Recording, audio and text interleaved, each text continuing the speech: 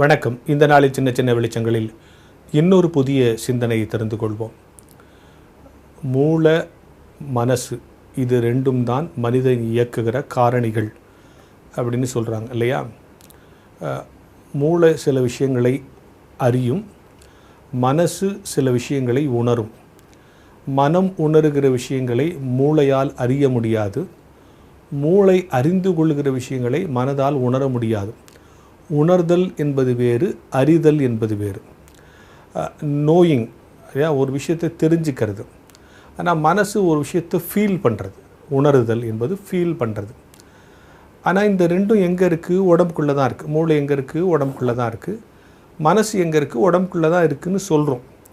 ஆனால் மனசை இப்போ மூளையை ஸ்கேன் பண்ணுறது மாதிரி, மூளையை ஆப்ரேட் பண்ணுற மாதிரி மனசை யாரும் ஆப்ரேட் பண்ண முடியாது. எந்த டாக்டர்கிட்டயா போயிது, சார் மனசு சரியில்லை, கொஞ்சம் ஸ்கேன் பண்ணி ஆப்ரேஷன் பண்ணுங்கன்னா முடியாது. மனசு இருக்குதுன்னு சொல்கிறோம், அதை ஸ்கேனாலேயோ எக்ஸ்ரேவாலேயோ டாக்டராலேயோ கண்டுபிடிக்கக்கூடிய ஒரு ப்ரூஃப் இல்லை. ஏன்னா மனம் என்பதே உணரப்படுகிற விஷயம்தான். நான் உணர்றது தான் மனசுன்னு சொல்கிறோம், அதனால தான் அதை பார்க்க முடியல. ஆனால் இப்போது இந்த ரெண்டும் இருக்கிற உடம்புக்கு ஒரு நல்ல குணம் இருக்குது, அது ரெண்டுக்கும் கிடையாது.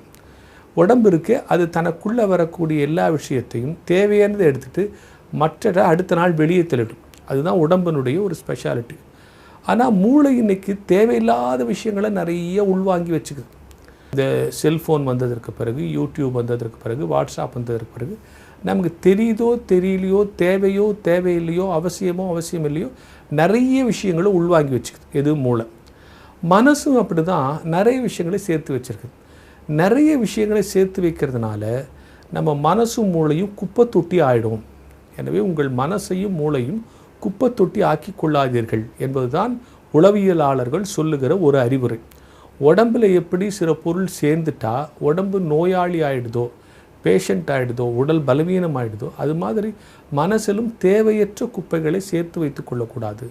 எப்படி உடம்பு ஒவ்வொரு நாளும் தனக்கு தேவையற்ற கழிவுகளை தானாக வெளியேற்றி விடுகிறதோ, மனசையும் மூளையிலையும் கூட எது எனக்கு தேவை, எது எனக்கு அவசியம், அதை மட்டும் சேமித்து வச்சுக்கிட்டா நம்முடைய மூளையும் மனசும் சரியாக இருக்கும். இல்லைன்னா அது ரெண்டும் குப்பை தொட்டி ஆகிடும் அப்படின்னு சொல்கிறாங்க. குப்பை தொட்டி தேவையில்லாதெல்லாம் போட்டு போட்டு போட்டு போட்டு வைக்கும்போது அது டஸ்ட்பின் ஆகிடும். அழகாக எல்லா விஷயங்களையும் அறிந்து கொள்ளுகிற ஆற்றல் பெற்ற மூளையை, எல்லா விஷயங்களையும் உணர்ந்து பார்க்கிற மனசை குப்பை தொட்டியாக்கி விடுவது தான் இந்த நாட்களினுடைய மிகப்பெரிய அவலமாக இருக்கிறது.